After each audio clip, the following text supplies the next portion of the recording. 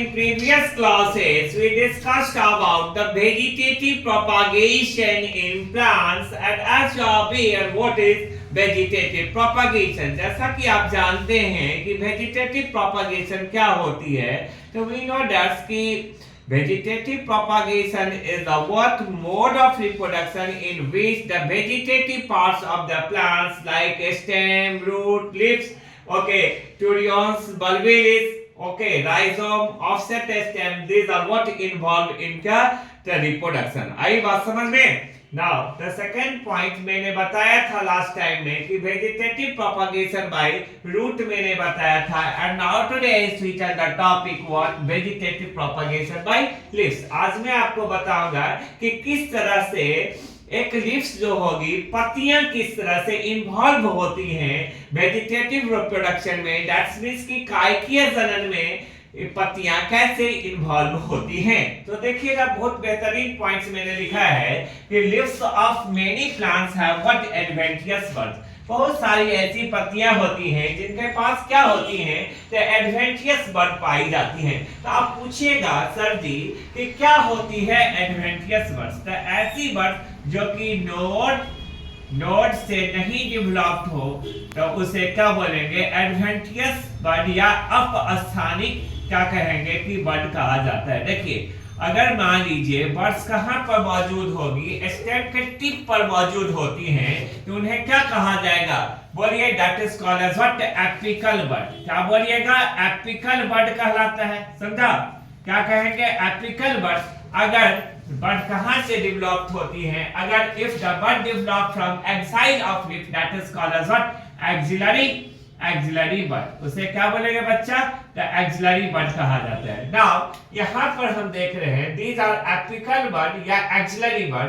This apical bud is also called as what we know that this apical bud is also called as what बोलो क्या बोलेंगे इसको terminal bud. And this axillary bud is also called as what lateral bud. इसी को क्या बोलेंगे lateral bud. Actually these are what true buds. ये actually क्या होगी ट्रू बर्ड्स है. बट देखा जाता है if buds that are not developed from apical position of stem or not developed from axillary of axile of leaves and that were developed from other parts of the plants के अगर किसी दूसरे part से develop हो रहे हैं तो that birds are called as what adventitious birds. in the cases of what bryophyllum यहाँ पर देखिए और in the cases of what begonia के केस में देखिएगा where the leaves buds are present. That means कि ये पत्तियां जो होती हैं वो बर्ड्स को धारण करती है. कई सारी बर्ड्स वहां से निकल जाती हैं and when this leaves fall on the ground. जब दिस ये जो होती है बर्ड वियरिंग लीव्स जब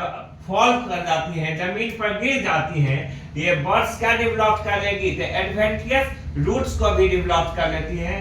ये बर्ड्स है एडवेंटियस बर्ड्स है एडवेंटियस रूट्स को भी डेवलप कर लेती है और यही डेवलप हो जाएगा किसमें तो न्यू प्लांट्स में डेवलप हो जाता है. Is it clear.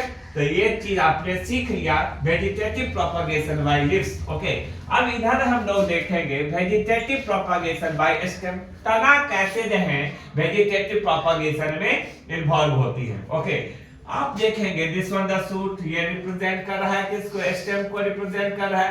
The stem is what differentiated into nodes and internodes but sometime we know that कि जैसा हम देखते हैं कि स्टेम मॉडिफाइड इटसेल्फ. स्टेम क्या करती है अपने आप को मॉडिफाइड कर लेती है performing other function rather than normal function. जैसे लीफ को होल्ड करना है फ्लावर को होल्ड करना है नहीं पत्तियों को proper direction of solar radiation की तरफ रखना है.